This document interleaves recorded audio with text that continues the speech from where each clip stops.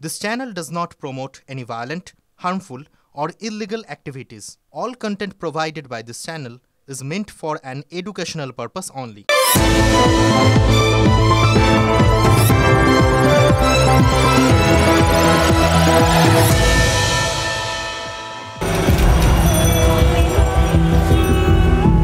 ভালো নাম হিমালয়, ডাকনাম হিমু। মেষবাড়িতে দিন কাটানো এক ছেলে। কতই বা বয়স, 28-এর আশেপাশে। সেই ছেলে ঢাকার রাস্তায় রাস্তায় ঘুরে বেড়ায়, হেঁটে বেড়ায় বলাই ভালো, কারণ হিমুর হাঁটতে ভালো লাগে। হলুদ পাঞ্জাবি গায়ে খালি পায়ে হাঁটতে হাঁটতে যে ঢাকার এমাথা ও মাথা সে করতে পারে, সেই শহরের ঘড়িতে তখন 5ই ফেব্রুয়ারি রাত 8টা।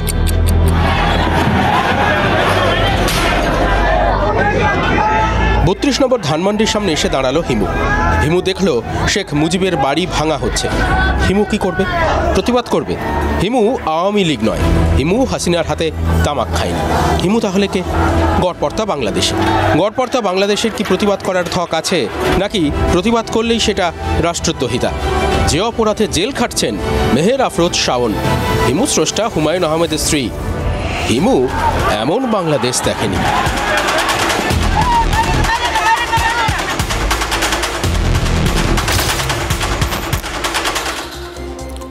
1990 সালে হিমুর প্রথম উপন্যাসটা বেরিয়েছিল, আর 1996 সালে বেরিয়েছিল হিমুর ষষ্ঠ উপন্যাস। হিমুর হাতে সেই কয়েকটা নীলপদ্ম, সে বইতে এইরকম একটা জায়গা আছে জানেন তো, যেখানে হিমুর সঙ্গে তার ফুফা মানে পিসেমশাইয়ের কথাবার্তা হচ্ছে, আর হিমুর পিসেমশাই ভারতের মুন্ডুপাত করছে, যেরকম এখন চারপাশে চলছে আর কি। পিসেমশাইকে তখন হিমু বলেছিল বাংলাদেশে এরকম একটা আইন আনা উচিত যে আইনের ভয়ে কোনো বাংলাদেশি তাদের ছেলে মেয়েকে ভারতে পড়তে পাঠাবে না। হিমুর এই একটা কথায় তার ফুফা চুপ করে গেছিলেন, কারণ তো ছিল ফুফার ছেলে হিমুর পিস্তত ভাই, সে দার্জিলিংয়ের কনভেন্টে পড়াশুনো করত। অর্থাৎ নিজের ছেলেকে ভারতে পড়তে পাঠিয়ে ভারতের মুন্ডুপাত করছিলেন হিমুর পিসেমশাই। উপন্যাসটা কবে লেখা ভাবুন, সেই 96 সালে। মাঝের 28 বছরে বাংলাদেশটা মনে হচ্ছে এক জায়গায় আটকে রয়েছে, একটু এগোয়নি। মানে বাংলাদেশের মানুষজন নিজেদের আপগ্রেড করতে পারেননি, কারণ এখনও তো শিক্ষা থেকে স্বাস্থ্য বাংলাদেশে একটা বড় অংশের মানুষ ভারতের উপর নির্ভর করে। যে থালায় খাচ্ছে সেই থালায় ছিদ্র করাটা যাদের অভ্যেস, তারা ভারত বিদ্বেষের জিগিরে আর একটু বেশি করে গা ভাসাবেন, এটাই তো স্বাভাবিক। বাংলাদেশের মৌলবাদ যত মাথাচাড়া দিয়েছে না, ততই তাদের মধ্যে ভারতকে শত্রু আর পাকিস্তানকে বন্ধু ভাবা লোকের সংখ্যাটা বেড়েছে। না হলে কোনো দেশ নিজেদের ইতিহাসকে, তাও আবার গৌরবের ইতিহাস, সেটাকে নিজেরাই এভাবে ধ্বংস করে? বাইরের কেউ এসে কোনো আক্রমণকারী এসে কিছু করলে তারও একটা মানে থাকে। নিজেরা আফগানিস্তানে এই তালিবান তারা বামিয়ানের বুদ্ধ মূর্তি ভেঙেছিল, আর বাংলাদেশ তারা বঙ্গবন্ধুর বাড়ি ভেঙে গুড়িয়ে দিয়েছে। দুটোর মধ্যে কি একটুও কোনো পার্থক্য খুঁজে পাচ্ছেন? প্রশ্ন আছে একটা। প্রশ্নটা হচ্ছে যে ক্ষমতার পালাবদল হয়েছিল সে তো প্রায় 5 মাস আগে। এই 5 মাস পর আচমকাই বঙ্গবন্ধুর স্মৃতি ধ্বংস করার প্রয়োজনটা হলো কেন? এতদিন কেন মনে হয়নি? আর যদি হলোই বা করালোটা কে? এখানেই কতগুলো যোগসূত্র আছে, ঘটনার যোগসূত্র। কদিন আগে ওই মার্কিন ধন কুবেরের ওই জর্জ সোরস, তার ছেলের সঙ্গে বৈঠক করেছিলেন মোহাম্মদ ইউনূস। আমেরিকার প্রতিযোগী হতে পারে এরকম সব দেশগুলোকে আসলে ভেতরে ভেতরে দুর্বল করার জন্য টাকা ঢালার অভিযোগ রয়েছে সোরসের বিরুদ্ধে। হিন্ডেনবার্গ রিসার্চের মতো বিভিন্ন ভুঁইফোর কোম্পানিতে অগাধ টাকা ঢেলেছিলেন যে সোরেস। তার ছেলে এখানে ইউনূসের সাথে বৈঠক করলেন। ট্রাম্প প্রেসিডেন্ট হওয়ার পর আমেরিকা কিন্তু বাংলাদেশকে টাকা দেওয়াগুলো সব বন্ধ করে দিয়েছে। ইউনূস কি ঘুর পথে মার্কিন ডলার আমদানি করতে চাইলেন, নাকি সোরস পুত্রের কাছ থেকে কোনো পরিকল্পনা ধার করলেন? ইউনূসের সাথে বৈঠকের পর জর্জ সোরসের ছেলে সরকারিভাবে জানিয়েছিলেন যে বাংলাদেশের উন্নতির জন্য তারা টাকা ঢালতে চান। অনেকেই তো সন্দেহ করছেন এই আর্থিক সাহায্যের ছুতোয় সোরসরা বাংলাদেশকে নিজেদের হাতের মুঠোয় নিয়ে নিতে চায়। এমনভাবে কবজা করতে চায় যাতে ট্রাম্প প্রশাসন চাইলেও বাংলাদেশকে বদলাতে না পারে। তাতে কি লাভ ভাবছেন তো? লাভ আছে, এবং সেটা দুতরফেরই লাভ। এক, ওই মৌলবাদের মৌতাতে মেতে থাকা বাংলাদেশকে ব্যবহার করে ডিপ স্টেটের মতো কাজকর্মগুলোকে, অর্থাৎ গোপনে গোপনে কোনো দেশের ভিত নাড়িয়ে দেওয়ার কাজটা সোরসরা নিশ্চিন্তে করতে পারবেন, আর সেটা ভারতের বিরুদ্ধেও হতে পারে। বাংলাদেশের মাটি ব্যবহার করে ভারতের বিরুদ্ধে ষড়যন্ত্রের জন্য ব্যবহার করা হতে পারে, আর বাংলাদেশকে কাজে লাগিয়ে ভারতের উন্নতিকে ঘেঁটে দেওয়ার ছক হতে পারে, যাতে ভবিষ্যতে সোরসের বন্ধু ওই ডেমোক্র্যাটরা ফের যখন আরেকবার ক্ষমতায় আসবেন, যদি কখনো আসেন, তখন আমেরিকা ভারতকে নিয়ন্ত্রণ করতে পারবে। তার একটা বেস ওয়ার্কটা করে রাখা। আর উল্টো দিকে দেখুন, সোরসের টাকায় স্বৈরতন্ত্রের ঘুঁটি সাজিয়ে আরও জেকে বসতে পারেন মোহাম্মদ ইউনুস। এই মুহূর্তে ইউনুসদের হাতে কিন্তু ভারত বিদ্বেষ খুঁচিয়ে তোলার একটাই মাত্র অস্ত্র, শেখ হাসিনা। বাংলাদেশ ছাড়তে বাধ্য হওয়ার পর হাসিনা এদেশে চলে এসেছিলেন, এখানেই আছেন, এবং এখান থেকেই গত কয়েক মাসে বারবার নিজের দেশের মানুষকে বার্তা পাঠিয়েছেন মুজিব কন্যা। বারবার বলে কয়েও হাসিনাকে ফেরত পাঠাতে দিল্লিকে রাজি করতে পারেন ঢাকা। চেষ্টা করেছে অনেক রকমভাবে, কিছুই হয়নি।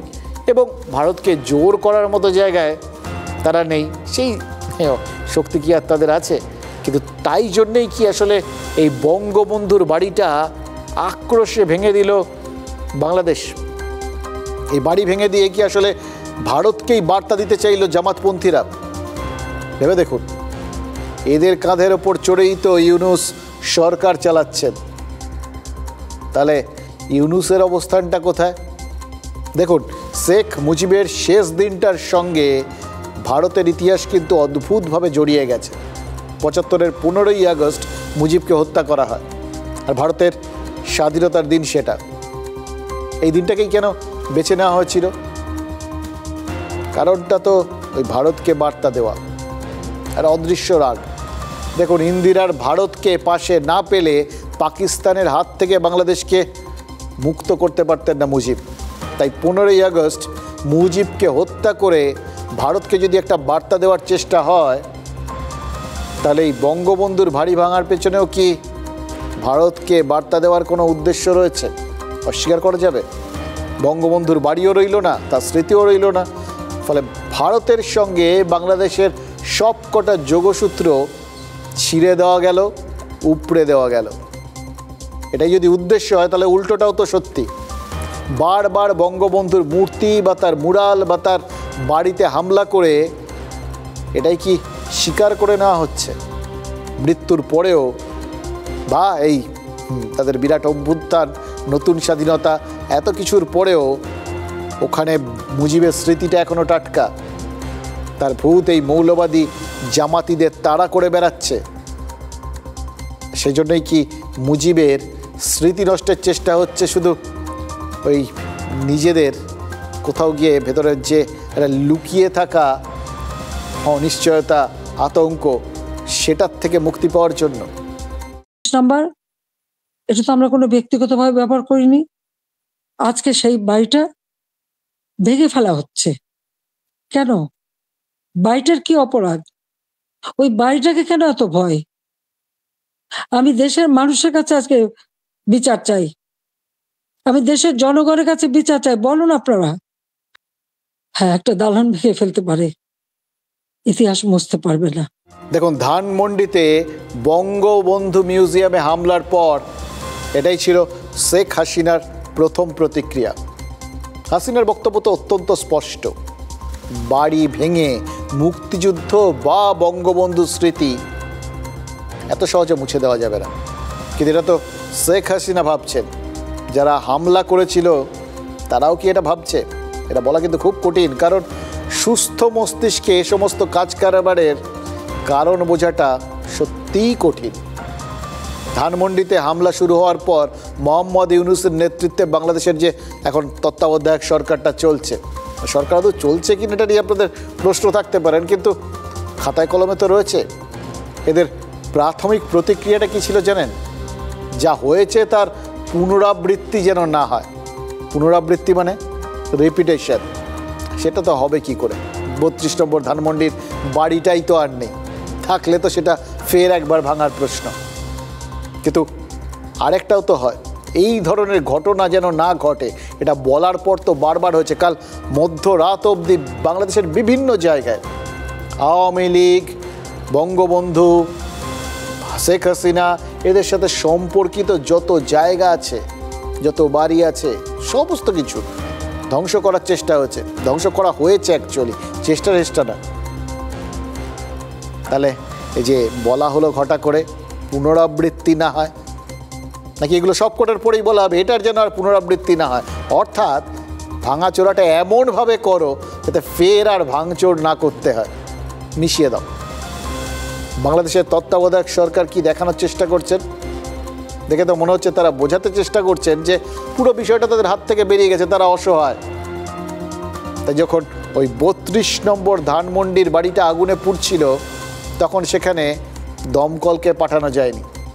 যখন সেখানে লুটপাট হচ্ছিল, ভাঙচুর হচ্ছিল, তখন পুলিশ গিয়ে থামায়নি, জাস্ট দেখে চলে এসছে। কারণ ওই বলা সহজ, পরিস্থিতি আউট অফ কন্ট্রোল, কোনো কিচ্ছুই হাতে নেই, নিয়ন্ত্রণে নেই, হাতের বাইরে বেরিয়ে গেছে। হাতের বাইরে বেরিয়ে গেছে নাকি হাত দিয়ে ধরার চেষ্টাটাই কেউ করছেন না? বলছেন মুখে বেরিয়ে গেছে, আসলে ধরার চেষ্টা না করলে বসে বলে যাচ্ছে। সেই ছোটোবেলায় দেখতেন না, পাড়ায় পাড়ায় মারপিট হলে কেউ থাকতো, জানেন তো, কেউ তাকে ধরে রাখেনি, খোলা আছে, কিন্তু সে বলছে আরে আমার ছেড়ে দিলে, একবার ছেড়ে দিয়ে দেখ কি করি। এই ইউনূসের সরকারও তো সেরকম অবস্থা, কোনো কিচ্ছু তাদের নিয়ন্ত্রণের বাইরে নেই, সবটা তাদের নিয়ন্ত্রণে রয়েছে, অথচ তারা বলছেন সমস্ত কিছু হাতের বাইরে চলে গেছে। বলার সুবিধা আছে, কেউ আর তাদের দায়ী করতে পারবেন না। দেখুন, ইউনূস সরকারের আবেদনের পরেও হামলার ঘটনা যে এরকমভাবে ঘটছে, সেটা কি প্রমাণ করে না যে থামানোর যে আগ্রহ, ইচ্ছে, সেটা বাস্তবিক নেই?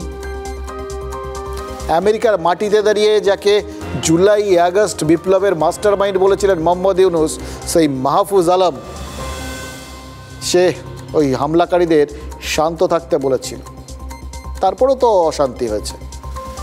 শেখ হাসিনা যে বাড়িতে থাকতেন, সেই সুধা সদন, হাসিনার কাকার বাড়ি বা আওয়ামী লীগের অসংখ্য নেতাকর্মীর বাড়ি, সেখানেও তো হামলা হয়েছে। আরেকটা জায়গায় গত 48 ঘন্টার মধ্যে হামলা হয়েছে, জানেন তো, সেটা হলো ওই বাংলাদেশি অভিনেত্রী মেহের আফরোজ শাওনের গ্রামের বাড়ি। যারা ইউটিউবে বাংলাদেশের গান টান শোনেন তারা জানেন শাওনের কিছু কিছু গান আছে ভীষণ জনপ্রিয়। এবার অভিনেত্রী শাওনের বাড়িতে হামলা হলো কেন? তিনি তো শুধু অভিনেত্রী বা গায়িকা নন, তার আরও একটা পরিচয় আছে এবং সেটা খুব ইন্টারেস্টিং। হিমুর স্রষ্টা হুমায়ুন আহমেদের দ্বিতীয় স্ত্রী তিনি, যে হিমুর কথা একদম শুরুতে বলছিলাম। তার বাড়িতে যেরকম হামলাকারীদের টার্গেট হয়েছে, তেমনি শাওনকে টার্গেট করেছে ইউনূস প্রশাসনও, তাকে গ্রেফতার করা হয়েছে। একজন শিল্পীকে এভাবে টার্গেট করা হলো কেন? প্রশ্ন জাগছে তো। বাংলাদেশের তত্ত্বাবধায়করা বলছেন শাওন নাকি রাষ্ট্রদ্রোহিতা করেছিলেন। এবার এই রাষ্ট্রদ্রোহিতা শব্দটা বাংলাদেশে ইদানিং একটা জোকে পরিণত হয়েছে, জোকস, হাস্যরস, মজার ব্যাপার। মানে ঠিক যে কারণে, যে জন্য ইসকনের মহারাজকে জেলে থাকতে হয়, তার জামিন হয় না, ঠিক সেই রকম, সেই একই ধারা রাষ্ট্রদ্রোহিতা। কি করেছিলেন শাওন? বঙ্গবন্ধু মিউজিয়ামে হামলার সমালোচনা করেছিলেন। সেটাই তো করার কথা, যে কোনো সুস্থ বুদ্ধির মানুষ তো সেটাই করবেন।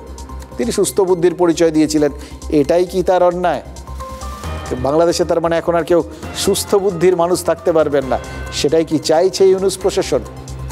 সোশ্যাল মিডিয়ায় পোস্ট করেছিলেন তিনি নিজের বক্তব্যটা, সেটাই কি রাষ্ট্রদ্রোহিতা? দেখুন, আমাদের এখানে যখন বইমেলা চলছে, তেমন কয়েকদিন আগে ওই ঢাকায় বইমেলা চলছিল, সেই মেলাগুলোয় একটা অদ্ভুত উচ্চমার্গীয় রুচির পরিচয় দিয়েছে বাংলাদেশের প্রশাসন। সেই মেলায় ডাস্টবিনগুলোতে শেখ হাসিনার ছবি আঁকা হয়েছিল। তারপরে হাসিনাকে ডাস্টবিন বানিয়ে স্বাধীনতা ওই 2.0 যেটা এখন বাংলাদেশ পেয়েছে আর কি, সে ময়লা ফেলছিল। এসব দেখেই মারাত্মক অসন্তুষ্ট হয়ে সোশ্যাল মিডিয়ায় পোস্ট করেছিলেন সায়ন। আর তখনই বাংলাদেশের তত্ত্বাবধায়ক সরকারের কয়েকজন উপদেষ্টা এবং ছাত্র আন্দোলনের কিছু নেতা বলেছিলেন শাওনের জেলে থাকা উচিত। বুঝতে পারছেন গোটা বিষয়টা একদিনে হয়নি, কিন্তু একদিন না একদিন হতোই হতো। সেটাই হলো, শাওন তাদের সমালোচনা করবেন, তাদের খুঁত ধরবেন, আর বাংলাদেশের নতুন মুরব্বীরা সেটা হজম করবেন। হয় নাকি? কথা হচ্ছে এরকমভাবে আর কতজনের বিরুদ্ধে ব্যবস্থা নেবেন? একইভাবে তো আরেকজন অভিনেত্রীকেও তারা গ্রেপ্তার করেছেন। কেউ সুস্থ বুদ্ধির পরিচয় দিতে পারবেন না, এটা বোঝাতে চাইছেন। দেখুন, যখন শিল্পীদের না তাদের সঙ্গে কিছু করার একটা বিপদ আছে, তাদের একটা জনমানসে তাদের একটা প্রভাব থাকে, তাদের বিরুদ্ধে কিছু করলে সেটা বুমেরাং হওয়ার সম্ভাবনা থাকে। আবার উল্টোটাও তো সত্যি, শিল্পীদের বিরুদ্ধে ব্যবস্থা নিয়ে দেখিয়ে দেওয়া যেতে পারে, আরে এই জনপ্রিয় মানুষগুলোকেই আমরা ছাড়ছি না, তোমরা সাধারণ মানুষ ভুল করেও যেন এই সমস্ত কিছু করতে যেও না। বার্তাটা অনেক সহজে চারপাশে ছড়িয়ে যায়। এটাই কি চাইছে ইউনূস প্রশাসন? যারা হাসিনা সরকারের বিরুদ্ধে আন্দোলনকে সমর্থন করেছিলেন, দেশে বদল চেয়েছিলেন, অনেক বাংলাদেশি এরকম, তারাও কিন্তু বঙ্গবন্ধুর বাড়িতে এই হামলাটা মেনে নিতে পারছেন না। সোশ্যাল মিডিয়ায় অনেকেই লিখেছেন যে প্রয়োজনে মরতেও রাজি আছেন, কিন্তু যারা তাদের দেশকেই লজ্জা উপহার দিল তাদের ক্ষমা করবেন না। এবার মানুষ কখন মরতে ভয় পায় না? যখন তার শিকড়ে টান লাগে। বুঝতে পারছেন তো? বঙ্গবন্ধু তার মানে এখনো কিছু বাংলাদেশির শিকড় হয়ে রয়েছে। কিন্তু তারপরেও আরেকটা কথা রয়ে গেছে, শাওনের যে গ্রেফতারি সেটা কি শুধুই প্রশাসনিক প্রতিহিংসা, নাকি শাওন, আফরোজ শাওন, তার গ্রেফতারির পেছনে আরও অন্য কোনো কারণ আছে যেটা একদমই প্রশাসনিক নয়? হয়তো সেটা পারিবারিক। ভাবছেন তো এটা কীরকম ব্যাপার হলো? কে এত প্রভাবশালী যে এই বাংলাদেশে নিজের ব্যক্তিগত পারিবারিক কোনো সমীকরণ মেলানোর জন্য, কোনো হিসেব মেলানোর জন্য শাওনের বিরুদ্ধে ব্যবস্থা নেওয়ার ব্যবস্থা করে দিতে পারেন, তাও আবার এরকম ইউনূস প্রশাসনকে দিয়ে? জাস্ট দেখছিলাম আর ভাবছিলাম, শাওনকে বিয়ের আগে গুলতাকিন নামে এক মহিলাকে বিয়ে করেছিলেন হুমায়ুন আহমেদ, প্রথম স্ত্রী। হুমায়ুন আর গুলতাকিরের ছোট মেয়ে বর্তমানে এই বাংলাদেশের যে তত্ত্বাবধায়ক সরকার তার অন্যতম উপদেষ্টা আসিফ নজরুলের স্ত্রী। আসিফ নজরুল এখন ওখানে বেশ হিরো লেভেলের লোক, প্রশাসনিক পদে রয়েছেন আর কি, আগে অধ্যাপক ছিলেন। এই যখন যাবতীয় অভ্যুত্থান হচ্ছিল তখন তার একটা বিরাট হিরোইক ইমেজ ছিল। সবাই তো যারা করছে তারা তার ছাত্রছাত্রী, সেরকম একটা ভূমিকাকে কাজে লাগিয়ে তিনি নিজেরটা গুছিয়ে নিয়েছেন।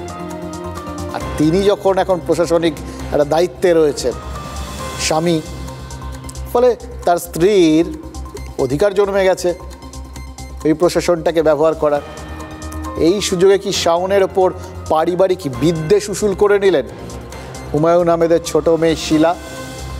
বলা কিন্তু খুব মুশকিল, কারণ শক্তির ভর কেন্দ্রে যখন বদল আসে না, তখন নানা রকম কম্পন হয়। সেই কাঁপুনিতে ক্ষয়ক্ষতি কেমন হবে, কোথায় হবে, নির্ভর করে ওই ক্ষমতার ভর কেন্দ্রে কারা রয়েছেন। যারা রয়েছেন তারা কিভাবে, কোথায় কাঁপুনি ধরাচ্ছেন তার উপর। গণতন্ত্র যেখানে ক্ষতিগ্রস্ত হবে, সেখানে মানুষের অধিকার কেড়ে নেওয়া হবে, সে যে অংশেরই হোক। আর সবচেয়ে বেশি আঘাতটা নিয়ে আসে মেয়েদের উপরে। এবং এই গণতন্ত্র হত্যা এই দক্ষিণ এশিয়ায় করার জন্য প্রথমে আক্রমণ করা হয় ধর্মনিরপেক্ষতার উপরে। মৌলবাদী সাম্প্রদায়িক শক্তিরা এই কাজটা করে। বাংলাদেশের মানসিকতা নিয়ে পশ্চিমবঙ্গে যারা রাজনীতি করেন বা যারা চাষ করছেন তাদেরকে আমি শুধু বলবো যে বাংলাদেশের পরিস্থিতি থেকে শিক্ষা নিন, নাহলে ভবিষ্যতে আজকে বাংলাদেশের অভিনেতা অভিনেত্রীদের সাথে যে ধরনের আচরণ এখানে সেখানে হচ্ছে, ভবিষ্যতে পশ্চিমবঙ্গ এই ধরনের আচরণ আমরা দেখতে পেতে পারি। বাঙালি হিসেবে আমরা প্রত্যেকে ব্যথিত, তার কারণ ওটা আমাদের কাছে, বাংলাদেশ আমাদের কাছে একটা কালচারাল হাব ছিল, আর আজকে হয়ে গেছে যে hub of criminals, hub of hooligans, তাতে পরিণত হয়েছে। এবং অপদার্থ ইউনিট সরকার বাংলাদেশকে শেষ করে দিই। দেখুন, বিষয়টা বাংলাদেশের অভ্যন্তরীণ বিষয় বলে সবাই এড়িয়ে যেতে পারতেন, কিন্তু দুজন অভিনেত্রীকে এইভাবে গ্রেপ্তার করাটা তার প্রতিক্রিয়া ঠিক কীরকম হতে পারে বুঝতে পারছেন তো। যখন এ দেশের তিনজন নেতা তারা মুখ খুলছেন, তাহলে বাংলাদেশে কি প্রতিক্রিয়া হবে বোঝা যাচ্ছে। বাংলাদেশে তো সব মানুষ মৌলবাদী নন, ফলে ওই যেটা বলছিলাম বুমেরাং হতে পারে একটা অন্যরকম, এদের তো মানুষের উপর প্রভাব আছে, সেই জায়গার থেকে অন্যরকম একটা বার্তা ছড়াতে পারে। কোনটার থেকে, কোন দেশলাইকাঠির থেকে যে একটা বড় অগ্নিকাণ্ড ঘটে যাবে কেউ কিন্তু জানে না, কিন্তু তার উত্তাপটা বোধহয় টের পেতে শুরু করেছিল ইউনুস প্রশাসন। তাই এই সদ্য খানিকক্ষণ আগে এই দুজনকেই পুলিশ জিজ্ঞাসাবাদ করে ছেড়ে দিতে বাধ্য হয়েছে, কারণ বুঝতে পারছিল প্রতিবাদের বহরটা যেভাবে বাড়ছে হয়তো এটা আবার তাদের সামলানো মুশকিল হয়ে যাবে। আসলে যারা চক্রান্ত করেন না তারা ভেতরে ভেতরে আসলে ভয় পান।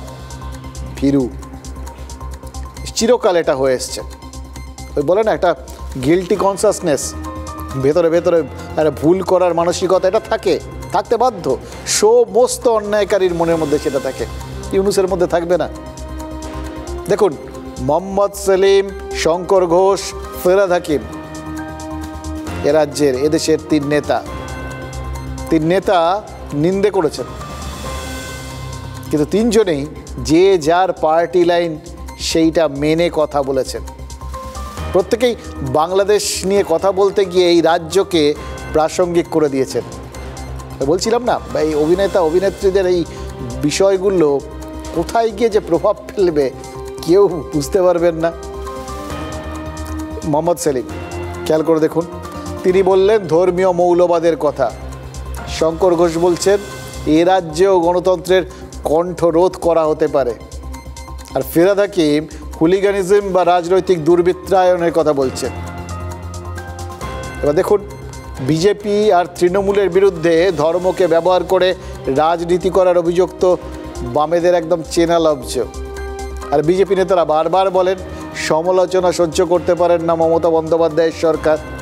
আর তৃণমূল নেতারা তারাও বলেন বাংলায় আইন শৃঙ্খলার বদনাম করতে বিরোধীরা এই দুষ্কৃতীদের ব্যবহার করছে। তাহলে মিলে গেল কিনা? রাজনৈতিক নেতা ছুড়বেন তীর বাংলাদেশে, লাগবে এ রাজ্যে। কদিন আগে নৈহাটিতে তৃণমূল নেতা খুনের পরেও অর্জুন সিংয়ের মতো বিজেপি নেতার বিরুদ্ধে গুন্ডা দিয়ে খুন করানোর অভিযোগ করেছিলেন তৃণমূল সাংসদ পার্থ ভৌমিক। অর্থাৎ বাংলাদেশ হোক বা পশ্চিমবঙ্গ, সুযোগ হলে যেখানেই চান্স পান এই রাজনৈতিক নেতারা কিন্তু পার্টি লাইন ছাড়েন না। তার নিজের যা চিন্তাভাবনা আছে সেটা 16 আনা উসুল করে দেন।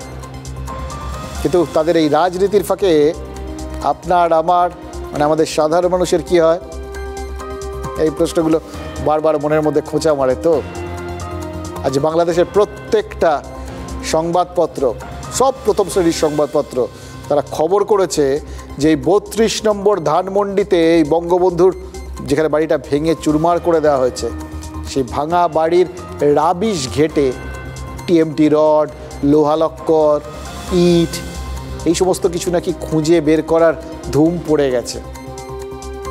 আপনারা ভাবছেন এটাই তো হওয়ার কথা ছিল। শেখ হাসিনা চলে যাওয়ার পর যারা তার ওখানে বাড়িতে বাসভবনে হামলা করেছিল তারা তো ওই বাড়ির থেকে কোনো কিছুই ছাড়েননি, থালা বাটি যা পেয়েছেন সব কিছু নিয়ে এসছেন।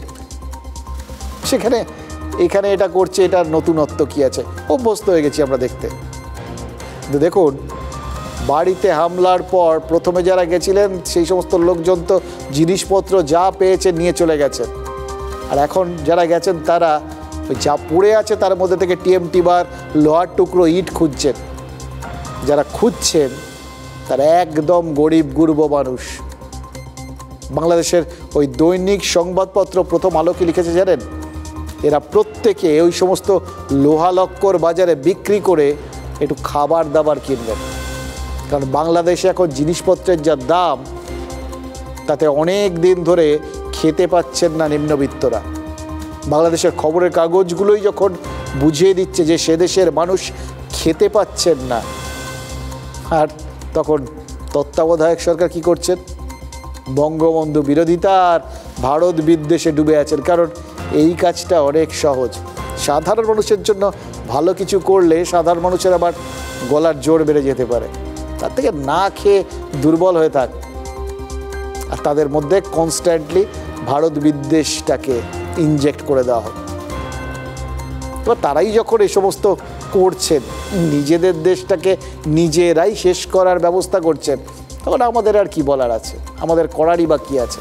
হ্যাঁ, কিছু করার আছে, যেটাকে দায়িত্ব বলে মনে করে একজন প্রতিবেশীর দায়িত্ব বলে মনে করে ভারত, সেই জন্য চাল ঠাল পাঠাচ্ছে যাতে লোকজন কিছুটা খেতে পারে।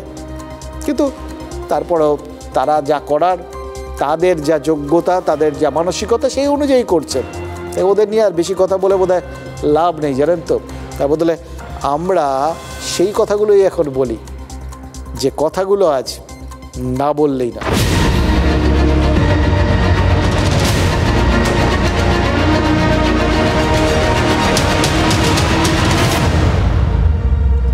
ঢাকায় লোকজন ওই বঙ্গবন্ধুর বাড়ির ধ্বংসস্তূপ ঘেটেছে, আর আমাদের এখানে কল্যাণীর মানুষ ছাই ঘেটেছে। কল্যাণীর রথতলায় বিস্ফোরণ হয়েছে একটা, সেখানে 4 জন মারা গেছে। আত্মীয় স্বজনের আতপোড়া দেহ যেখান থেকে রথতলার মানুষ উদ্ধার করলেন, সেখানে কি ছিল, কেন বিস্ফোরণ হলো? স্থানীয়দের কথা সত্যি হলে সেখানে বাজির কারখানা ছিল, আর কল্যাণী পুরসভার কথা সত্যি হলে সেখানে বাজির গুদাম ছিল। কারণ পুরপ্রধান নিজে বলেছেন তারা ট্রেড লাইসেন্স ইস্যু করেছিলেন, বাজির গোডাউন তৈরি এবং বাজি বিক্রির অনুমতি দিয়েছেন। কিন্তু স্থানীয়রা যে বলছেন ওই দোকানের আড়ালে বাজি তৈরি হতো, 8-10 জন শ্রমিক কাজ করতেন। আজ দুপুর 1:30টার সময় যখন বিস্ফোরণ হয়, তখনও তো সেখানে নাকি ওই শ্রমিকরা বাজি বানাচ্ছিলেন বলে অভিযোগ উঠেছে। তাহলে সেই অভিযোগটা কি সত্যি? বাজি তৈরির লাইসেন্স সেটা কি ওই মালিকের কাছে ছিল?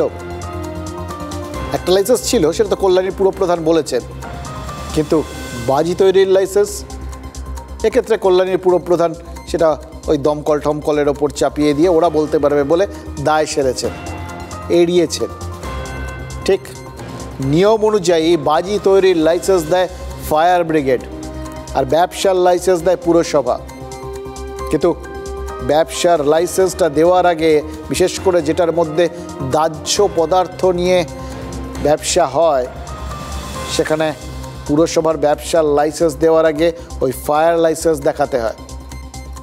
পুরসভা বাড়ির মধ্যে ব্যবসার লাইসেন্স দিয়েছিল, দেখে নিয়েছিল বাজি তৈরির বৈধ অনুমতি আছে কিনা, ফায়ার লাইসেন্স আছে কিনা। যদি সেই বাজি তৈরির বৈধ অনুমতি পুরসভা না দিয়ে থাকে, তাহলে কল্যাণীতে যদি বাজি তৈরি হতো তাহলে সেটা অবৈধভাবে তৈরি হতো, এটাই তো ধরতে হয়। আর তাহলেই তো ফের প্রশ্ন করতে হয়, মমতা বন্দ্যোপাধ্যায়ের নির্দেশ কি ওই পুলিশ প্রশাসন পালন করছেন না? এগরা, দত্তপুকুর, ভূপতিনগর, বজবজ একাধিক এলাকায় গত বিধানসভা ভোটের পরে আগে একটু ইধার উধার ওই অবৈধ বাজি কারখানায় বিস্ফোরণ ঘটেছে। এগরায় নিহতের সংখ্যা ছিল 9, দত্তপুকুরে 7, 9-7 16, কম সংখ্যা। মুখ্যমন্ত্রী বলেছিলেন এই ধরনের ঘটনাগুলো তাদের চোখ খুলে দিয়েছে। অবৈধ বাজি কারখানা বন্ধ করতে বলা হয়েছে পুলিশকে, বদলে আইন মেনে, নিয়ম মেনে বাজি তৈরির ক্লাস্টার বানিয়ে দিতে বলা হয়েছে। মানে যা অবৈধ তাকে হয়তো কোনোভাবে লিগালাইজ করার কথা বলেছিলেন মুখ্যমন্ত্রী, অবশ্যই সমস্ত নিয়মকানুন মেনে। নিরাপত্তার দিকটা মাথায় রেখে, যাতে মানুষ করে কমে খেতে পারে কিন্তু বিপদ না ঘটে। এই কথাগুলো কি, তার এই দৃষ্টিভঙ্গি কি পুলিশ প্রশাসন বিভাগ ভুলে গেছে? যেখানে যেখানে ইললিগাল বাজি কারখানা আছে, আমরা নিজেরা গভর্নমেন্ট থেকে আমরা বাজি কারখানা তৈরি করবার ক্লাস্টার তৈরি করব। আমি লোকাল মানুষকেও বলবো, আপনারাও লক্ষ্য রাখুন, ইললিগাল বাজি কারখানায় কোনো ফায়ার ক্র্যাকার যদি কখনো হয়, সঙ্গে সঙ্গে ওসিকে রিপোর্ট করবেন। আর যদি সেই ওসি অ্যাকশন না নেয়, তাহলে আমার ওপর ছেড়ে দেবেন, আমি ওসিকে দুদিনে চেঞ্জ করে দেবো। মুখ্যমন্ত্রী ওসিকে বদলে দেবেন বলেছিলেন। কল্যাণীর এই বাজি কারখানা তো এসপি অফিসের 1 কিলোমিটারের মধ্যে, সেখানে 10-12 বছর ধরে বাজি তৈরি হচ্ছিল বলে অভিযোগ। কী করে হচ্ছিল তাহলে? নিয়ম মানলে তো কল্যাণীর রথতলায় ওই বাজি কারখানা হওয়াই উচিত নয়, হওয়ার কথাই নয়। কারণ প্রথমত জায়গাটা জনবহুল, আর দ্বিতীয়ত যে ঘরগুলোয় বাজি তৈরি হতো বলে অভিযোগ, সেই ঘরগুলো ঘুপচি ঘর। সেখানে একসঙ্গে 6-7 জন মিলে বাজি তৈরি করতে বসলে সেটাই তো একটা বাজির খোল হয়ে যায়, বোমার খোল হয়ে যায়। ওখানে দুর্ঘটনা না ঘটাটাই তো একটা বড় দুর্ঘটনা। মানে ছোট্ট এক চিলতে জায়গায় বিস্ফোরণ ঘটবে, বিশেষ করে এই বারুদ নিয়ে খেললে, বারুদ ঠাসলে, সেটাই স্বাভাবিক। তাহলে সেখানে বাজি তৈরির অনুমতি দেওয়া হলে তা দেওয়া হলো কি করে? পুরসভার কথা মেনে যদি ধরেও নেওয়া হয় যে ওখানে বাজি তৈরির ব্যাপারটা তারা জানতেন না, তাদের কাছ থেকে লাইসেন্স নেওয়া হয়নি, কোনো কারণে তারা এই বিষয়টায় অন্ধকারে থেকে গেছিলেন, তাহলেও তো কয়েকটা কথা থাকে যেগুলোকে না জানলেই নয়। আজ বিস্ফোরণের পর আগুন নেভাতে গেছিল দমকল, যে রাস্তা দিয়ে এই দমকল কর্মীরা ঢুকছিলেন না, সেই রাস্তাটা জানেন এতটা অপ্রশস্ত, সেখানে ফায়ার ব্রিগেডের গাড়িকে ঢোকাতেই পারেননি এই দমকল কর্মীরা। তো শেষ পর্যন্ত তারা কী করেন জানেন? হ্যান্ড পাম্প নিয়ে গিয়ে সেটা দিয়ে জল তুলে বালতিতে ভরে, সেই বালতি বালতি করে জল নিয়ে গিয়ে দমকল কর্মীরা তারা জল ঢেলেছেন। যে বিস্ফোরণের তীব্রতায় 4 জন মারা গেলেন, বাড়ির ছাদ উড়ে গেল, জিনিসপত্র সব ভেঙে চুরমার হয়ে গেল, সেই বিস্ফোরণের আগুন কি লেভেলে উঠতে পারে বুঝতে পারছেন তো? সেখানে আগুন নেভাতে বালতি করে জল ঢালতে হচ্ছে। এবার তাহলে প্রশ্ন, যেখানে আসা যাওয়া করার জন্য একটা প্রশস্ত রাস্তাই নেই, দমকলের গাড়ি ঢুকতে পারে না, এরকম একটা জায়গায় আমরা পুরসভার কথাটাই মেনে নিয়েছি, ওখানে বাজির গুদাম তৈরির অনুমতি দিয়েছিলেন তারা, সেটা দিলেন কি করে? দাচ্ছে ঠাসা বাজির গুদাম এরকম ঘুপচি রাস্তার ভেতরে একটা জায়গায় দেওয়া যায় নাকি? প্রাথমিক শর্ত তো ওটাই হওয়া উচিত, যেখানে এই দমকলের গাড়ি গিয়ে দুর্ঘটনা ঘটলে আগুন ঠাগুন নেভাতে পারবে। এটাকে কি অব্যবস্থা বলবো নাকি পরিকল্পনাহীনতা? কদিন আগের কথা একটু ভাবুন তো, ওই যেদিন ওই কুম্ভমেলার দুর্ঘটনাটা ঘটলো, ওই দুর্ঘটনাটা ঘটার পর উত্তরপ্রদেশের যোগী প্রশাসনের বিরুদ্ধে অব্যবস্থার অভিযোগ তুলেছিলেন তৃণমূল নেতারা। ঠিক করেছিলেন, মানুষ মারা গেলে তার দায় তো নিতেই হবে। পরিকল্পনাহীনতার কথা বলেছিলেন স্বয়ং মুখ্যমন্ত্রী। দেখিয়ে দিয়েছিলেন যে এখানে সাগরে আমরাও তো কুম্ভমেলা করছি, সেখানে তো কোথাও গিয়ে কিছু ঘটেনি। এটাই তো কাঙ্ক্ষিত, এটাই তো পরিকল্পনা, এটাই তো সুষ্ঠু ব্যবস্থা। আমরাও প্রশ্ন তুলেছিলাম, মহাকুম্ভে যথাযথ ব্যবস্থা থাকলে তাতে মানুষের মৃত্যু হতো কি? কিছুতেই হতো না। সেই একইভাবে, সেই একই কারণে আমরা জানতে চাইছি, কল্যাণীর রথতলায় এই বিস্ফোরণে কোনো পরিকল্পনা ছিল কি ছিল না? এই সম্পর্কে যদি কোনো একটা সুষ্ঠু পরিকল্পনা থাকতো, তাহলে এই বিস্ফোরণ ঘটতো কি ঘটতো না? নিশ্চিতভাবেই ঘটতো না। দেখুন, একটা বিষয় পরিষ্কার করে মাথার মধ্যে নিয়ে নিন, হয়তো প্রয়াগরাজে অনেক বেশি সংখ্যক মানুষের মৃত্যু হয়েছে, কিন্তু মৃত্যু তো মৃত্যুই। কল্যাণীতেও তো মানুষেরই মৃত্যু হয়েছে, কারণ যাই হোক মানুষ মারা গেছেন, এটাই তো শেষ কথা। এবার প্রশ্ন হচ্ছে, এই প্রশ্নগুলো করব কার কাছে? প্রয়াগরাজ উত্তরপ্রদেশে, সেখানে মানুষ মারা যাওয়ায় তৃণমূল নেতারা রাস্তায় নেমেছিলেন। রাজ্যের মন্ত্রী অরূপ বিশ্বাস ওই স্বজনহারা পরিবারগুলোকে সান্ত্বনা দেওয়ার ফাঁকে ফাঁকে ক্ষোভ উগড়ে দিচ্ছিলেন, বাইট দিচ্ছিলেন, সংবাদ মাধ্যমকে বক্তব্য রাখছিলেন। অন্যান্য নেতারা, মন্ত্রী যে যেখানে যেরকমভাবে পারছিলেন তারা সবাই যোগী আদিত্যনাথের ব্যর্থতাকে একদম পরিষ্কার করে তুলে ধরছিলেন, ঠিক করছিলেন। কিন্তু এখন যা ঘটেছে সেটা তো এ রাজ্যে ঘটেছে। কোথায় অরূপ বিশ্বাস? দক্ষিণ কলকাতা থেকে কি কল্যাণী বহু দূরে? তার থেকে প্রয়াগরাজ কাছে হতে পারে? আলোকবর্ষ, টালোকবর্ষ এ সমস্ত বিভিন্ন বিষয়ে যেরকম বড় দূরত্ব মাপার জন্য ব্যবহার হয়, হয়তো রাজনৈতিক বর্ষ তার থেকে আরও অনেক বড়। এই মাগ্গিগন্ডার বাজারে কল্যাণী পুরসভা একটা তদন্ত কমিটি কিন্তু গড়ার কথা বলেছে।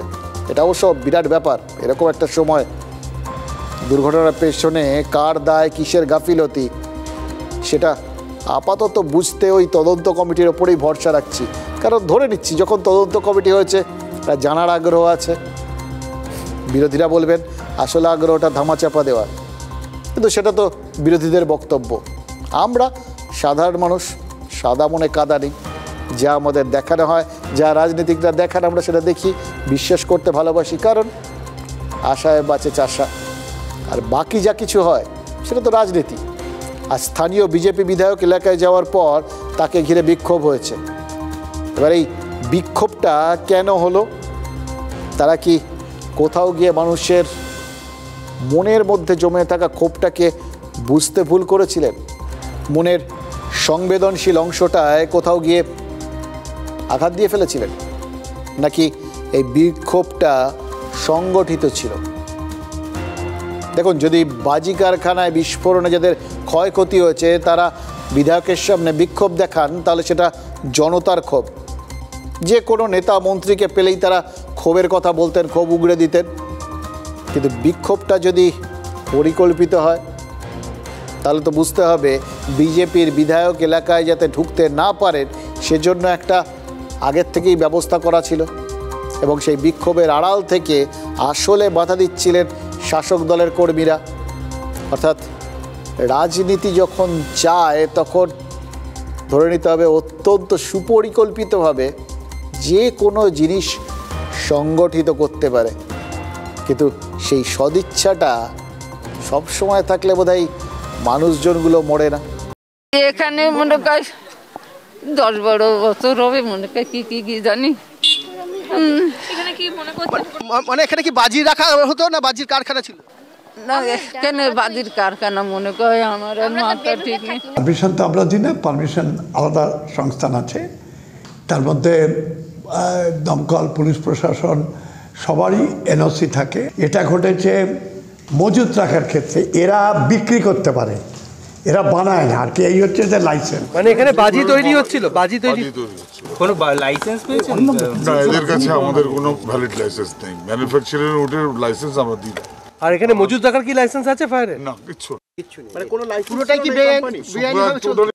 একটা বাজি কারখানা এত কিছু করার পরে যদি আমি জানি না এটা লাইসেন্স আছে কিনা, কিন্তু যদি লাইসেন্স না থাকে তাহলে নিশ্চিতভাবে অন্যায় হয়েছে। অনেকগুলো জায়গায় গ্রিন বাজি হাব হয়েছে। এবার কি কোন জায়গায় এটার কি হয়েছে আমার ঠিক জানা নেই, তবে অনেক জায়গায় কিন্তু গ্রিন বাজি হাব হয়েছে। কল্যাণীতে খোকন বিশ্বাস, যিনি তৃণমূল কংগ্রেসের একজন নেতা, স্থানীয় কাউন্সিলরের মদতে বেআইনি বাজি কারখানা, যেখানে লাইসেন্স নেই, ফায়ার ব্রিগেড ঢোকার মতো প্যাসেজ নেই, এর দায়ভার রাজ্যের পুলিশ মন্ত্রী, মুখ্যমন্ত্রীকেই নিতে হবে। আইনি ব্যবস্থা যদি না করা হয় তাহলে আস্তে আস্তে বেআইনি কাজটা বাড়তে থাকে, তাদের লাভের চেয়ে ক্ষতি হয়। ইল্লিগাল কি ইল্লিগাল নয় সেটা আগে সরকার বলুক।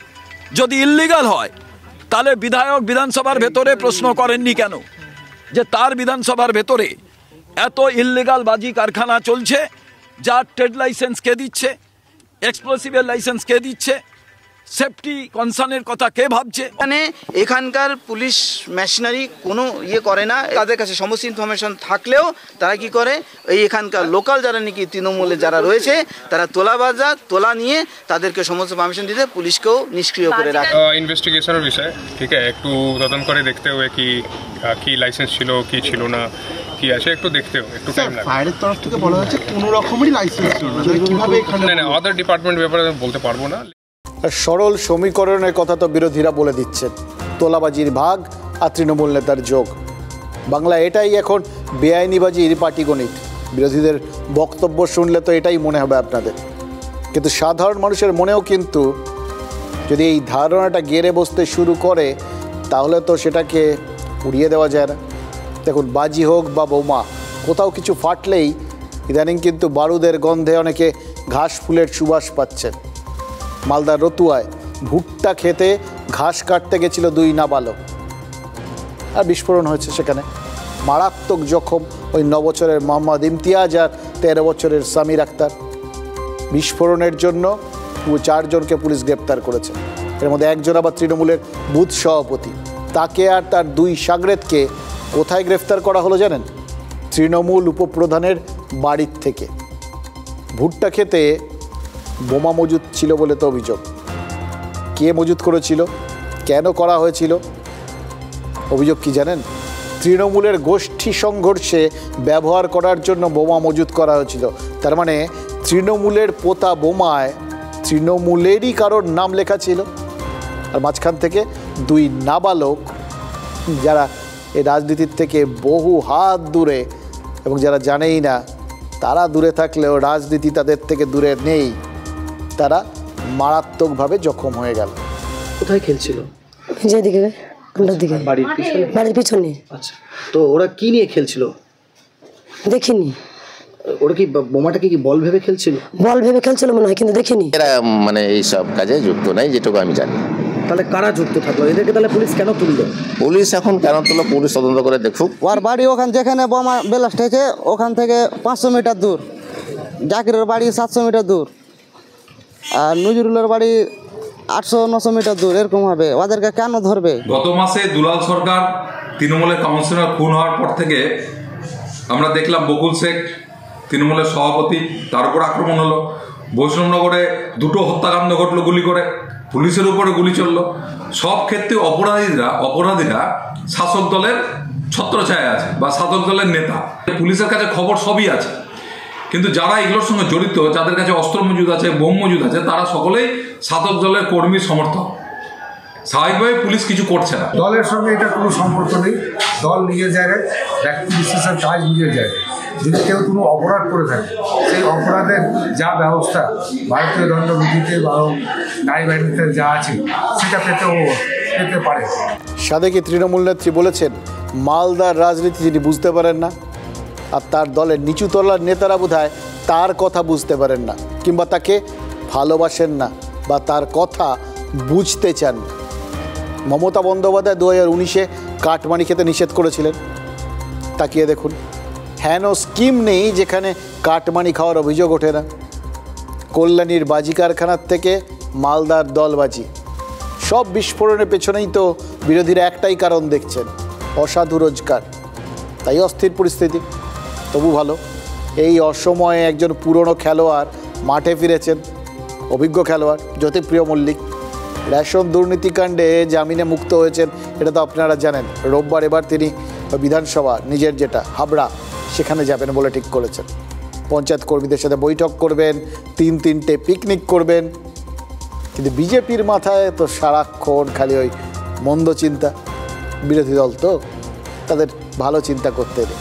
তারা বলছেন ওই প্রাক্তন মন্ত্রী নাকি বনভোজন নয়, অন্য কোনো ভোজনে যাচ্ছেন। ভাবুন তো, কোনো মানে হয়? একদিন পরে বেরিয়েছেন তাকে এই সমস্ত কথা বলার। আবার সক্রিয় হবেন পয়সা তোলার ক্ষেত্রে। ফলে এই ধরনের রাজনৈতিক জঞ্জালদের উপস্থিতি পশ্চিমবঙ্গের রাজনীতিকে আরও করুণ করবে। অন্যায়, ভীষণ অন্যায়, জানেন তো, একেবারে অন্যায়। বিধানসভায় নিজের সতীর্থকে এই ভাষায় কেউ আক্রমণ করে, অন্যায় না? এটা অপরাধ না? বিজেপির শঙ্কর ঘোষ তো চশমা পড়েন না, দৃষ্টিশক্তিও ভালো বলেই ধরে নিচ্ছি। তাহলে এই উন্নয়ন, শিল্পায়ন কিচ্ছু দেখতে পান না, শুধু খালি এই তোলাবাজি নজরে আসে। কোনো মানে হয় এটার? বলি, সোশ্যাল মিডিয়া ঘাটার অভ্যেসটা তো রয়েছে নাকি, সেটা তো দেখতে পারেন। দেখে নিন না একবার, একেবারে শ্বেতপত্রের মতো রাজ্য সরকার কিন্তু পরিসংখ্যান সেটে দিয়েছে। সেখানে 13 বছরে 8টা বিশ্ববঙ্গ শিল্প সম্মেলন হয়েছে। তাতে লগ্নি প্রস্তাব এসছে কত জানেন? 19 লক্ষ কোটি টাকা। ভাবা যায়? তার মধ্যে 13 লক্ষ কোটি ইতিমধ্যেই লগ্নি হয়ে গেছে। তারপরেও ভাবুন তো, রাস্তায় বেকাররা বসে রয়েছে কেন? কেন সরকারি কর্মীদের ডিএ বকেয়া? কেন এই লগ্নিটা কেউ দেখতে পাচ্ছেন না? এটার একটা কারণ আছে, পাপীদের চোখে সব ধরা পড়ে না। কুরুক্ষেত্রের মাঠে শ্রীকৃষ্ণ বিশ্বরূপ দেখিয়েছিলেন, সবাই দেখতে পেয়েছিলেন। অর্জুন ছাড়া কেউ দেখেছিলেন? সাদা চোখে তো দেখাই যায় না। তাই তো শ্রীকৃষ্ণ অর্জুনকে দিব্য দৃষ্টি দিয়েছিলেন, এটা ওই ওয়ান টাইম পাসওয়ার্ডের মতো, 20 মিনিটের জন্য চোখ খুলে যাবে। অর্জুন অবশ্য 20 মিনিটও পারেননি খুলে রাখতে, তার আগেই ওই দিব্য দৃষ্টিটা ফিরিয়ে দিয়েছিলেন। আমাদের রাজ্য, মানে আমাদের রাজ্য সরকার, তারাও কিন্তু আমাদের একটা ওটিপি দিয়েছেন এই বিজিবিএসে কত লগ্নি হয়েছে সেটা বোঝানোর জন্য বা বোঝার সুবিধের জন্য। 440595। ভাবছেন এটা ফোন নম্বর নাকি এটা কোড ওয়ার্ড? তৃণমূল নেতাকর্মীদের এই বিজিবিএস নিয়ে একবার প্রশ্ন করে দেখুন, তারা এই ওটিপিটা আপনাকে বলে দেবেন। এবছর 4,40,595 কোটি টাকার লগ্নি প্রস্তাব এসছে, আর কখনোই নিয়ে কিছু বলবেন?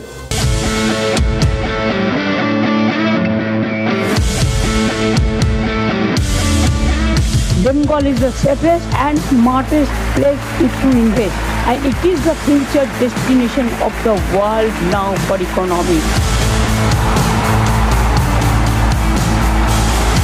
We have received investment proposal worth 4,40,595 crore in BGBS 2025. More than 5,000 investors, delegates, they attended this BGBS. কী হয় জানেন তো, মানে যখন ভেতরে ভেতরে বেশ একটা গর্ব টর্ব ভাব হয়, একটা স্পেশাল বেশ ফিল নিয়ে বলতে হয়, তখন লোকজন ওই 1,266,00,000 বা অমুক লক্ষ তমুক লক্ষ সমস্ত বলে না, একটু ডিজিটে বলে আর কি, এরকম 11222334 এরকমভাবে বলে।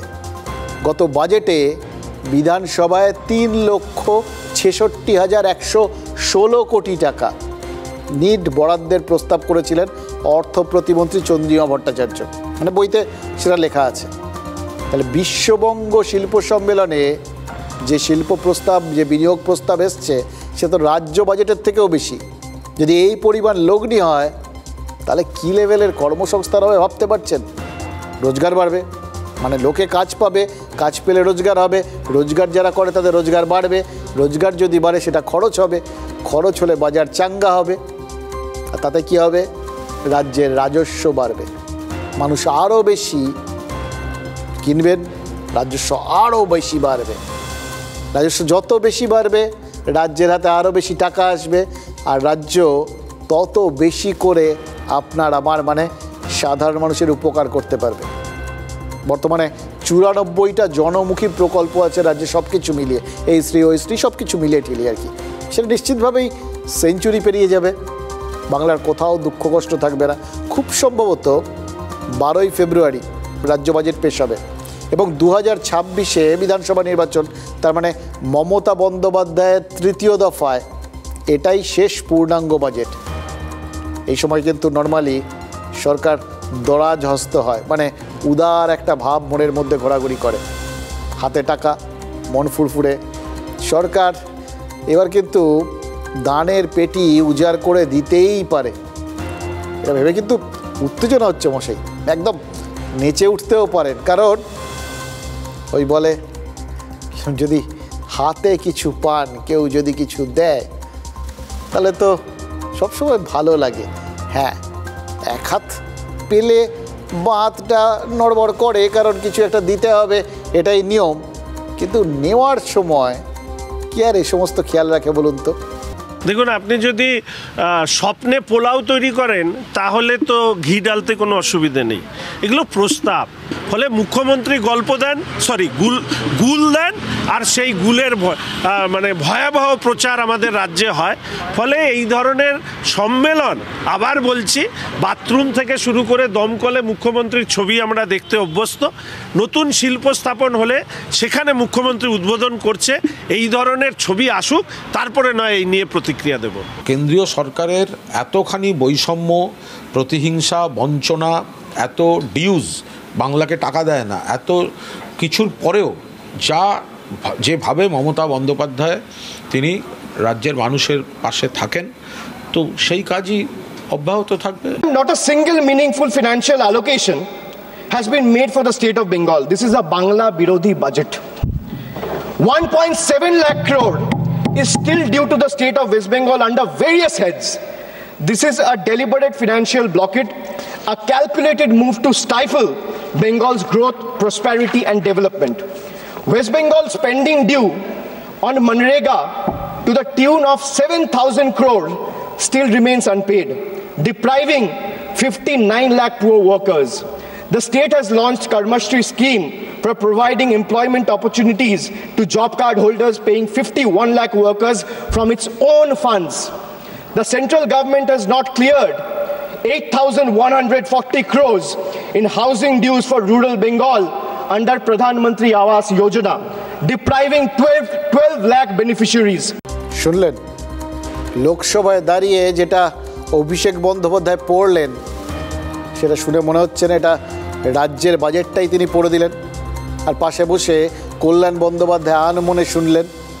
মানে তৃণমূলে এই মুহূর্তে ওই নবীন বিদায়ের যে একটা সংক্রমণ শুরু হয়েছে বলে চারপাশে শোনাঠোনা যাচ্ছে, দিল্লিতে সেটা কিন্তু ছড়ায়নি।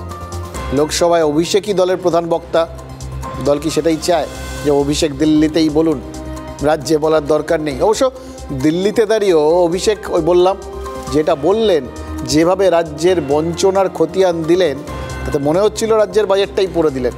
এত অবশ্য তালভঙ্গ হয়নি, কুণাল ঘোষও সেটাই বলেছেন, শুনলেন তো, এক লাইনে এখন সবাই বলছেন।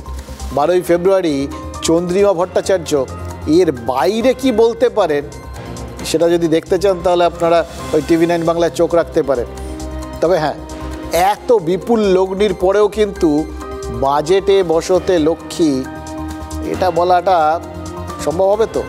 দেখুন, শাসক দলের নেতারা যা বলছেন তার মর্মার্থ হচ্ছে সীমিত সাধ্যের মধ্যে যেটুকুনি করা উচিত সেটা রাজ্য অবশ্যই করবে। তার মানে সাধ্যটা যে সীমিত সেটা তারা কিন্তু মেনে নিচ্ছেন। এবার সীমিত সাধ্যের মধ্যে যে বড় কিছু করা যাবে না, বড় কিছু বার্তা দেওয়া যাবে না, সেটাও তো পরিষ্কার। আর তাহলেই তো গণ্ডগোল। তাহলে তো ধরে নিতে হবে কেন্দ্র বাজি মেরে দিয়ে বসে আছে, কারণ বছরে ওই 12,75,000 টাকা অবধি নিট কর ছাড়। বাংলার চাকুরিজীবীদের মনে তার মানে লাড্ডু ফুটছে, বেসরকারি কর্মীদের বাড়তি সাশ্রয়, কেন্দ্রীয় সরকারি কর্মীদের দুহাতে দুটো লাড্ডু, কেন্দ্রীয় হারে ডিএ আর আয়করে ছাড়, রাজ্য সরকারি কর্মীদেরও মিষ্টি মুখ, কারণ ডিএ না মিললেও কর ছাড় তো পাচ্ছেন। তাহলে রাজ্যের কর্মী হয়েও কেন্দ্রের প্রতি ভালোবাসা জন্মে যেতে পারে। আসলে মাসটাই তো ভালোবাসার, তাই না? তিথি অনুযায়ী বসন্তকাল চলছে, পরের সপ্তাহেই সেন্ট ভ্যালেন্টাইন্স ডে। রাজনৈতিক দলগুলোর সঙ্গে জনগণের প্রেমের সম্পর্ক জানেন আপনারা। আপনার প্রেমিক বা প্রেমিকা যদি অন্য কারোর প্রতি ইন্টারেস্ট দেখায় তাহলে আপনার ভাল লাগবে? হিংসা হবে না? কেউ আপনার থেকে বেশি সুন্দরী বা বেশি হ্যান্ডসাম হলেও তো আপনার খারাপ লাগবে, হিংসা হবে। আর তা বলেই তো, যদি সে বন্ধু হয় তাতেও কিছু এসে যায় না, কারণ বন্ধু ফেল করলে দুঃখ হয়, কিন্তু বন্ধু ফার্স্ট হলে আরও বেশি দুঃখ হয়, জানেন আপনারা সেটা। এবার কোনো সরকারের বাজেট যদি আপনার বাজেটের থেকে বেশি সুন্দর দেখতে হয়, বেশি আকর্ষণীয় হয়, যদি দেখেন যে আপনার ভালোবাসার মানুষ মানে ভোটার আর কি সেদিকে ঝুঁকে যেতে পারছেন, আশঙ্কা রয়েছে সেরকম, প্রেম ধরে রাখতে তখন আপনি কি ছাপাবেন না? কি করবেন? হয় ওই সুন্দর বাজেটের থেকেও বেশি সুন্দর বাজেট বানাতে হবে, প্রতিপক্ষের ওই 6 প্যাক্স থাকলে অ্যাটলিস্ট 8 প্যাক্স বানাতে হবে আর কি, এরকম একটা ব্যাপার। আর নয়তো প্রতিপক্ষের বাজেটকে খাটো করতে হবে। জনগণকে বোঝাতে হবে ওই বাজেট আসলে ভাঁওতা। অভিষেক বন্দ্যোপাধ্যায় সেটাই করেছেন। লোকসভায় দাঁড়িয়ে কেন্দ্রের বাজেটকে ওই রামায়ণের মারিচ বা মায়ামৃগ বলেছেন, যে মারিচের চাকচিককে ভুলেছিলেন Sita. Union budget is nothing but a marich moment from the Ramayana, an elaborate illusion designed to deceive. Just as the demon Marich took the golden form of deer to lure Ma Sita away, the NDA government has crafted a shiny, dazzling budget promising prosperity while hiding the economic catastrophe beneath. This budget might shimmer, but it's hollow as a treasure chest filled with air. It has flashy promises of tax cuts, economic growth, infrastructure hype to distract the common man, but beneath this illusion lies a brutal reality. Hidden indirect taxes, soaring inflation, slashed public spendings, and last but not the least, corporate giveaways. Just as Ma Sita was misled, the common people are being pulled away from financial stability straight into a fiscal wrecking ball. What is given by one hand is being swiftly taken by the other. মানে একটা আটার packet যদি কিনে তার উপর GST, একটা চালের packet তার উপর জিএসটি, সব কিছুর উপর জিএসটি। জিএসটি দিতে তো খালি 98,000 টাকা যাচ্ছে, 80,000 ছাড়টা তো আমরা 18,000 টাকা বেশি যাচ্ছে। আর এটা খালি জিএসটি, তারপর টোল ট্যাক্স রয়েছে, সেস রয়েছে, এক্সাইজ ডিউটি রয়েছে, এসব তো ধরছিই না। এসব ধরলে তো 2 লাখ পার হয়ে যাবে। তো বাংলা বিরোধী কেন বললে? বিহারকে বাংলায় কিছু পাইনি, 12টা এমপি।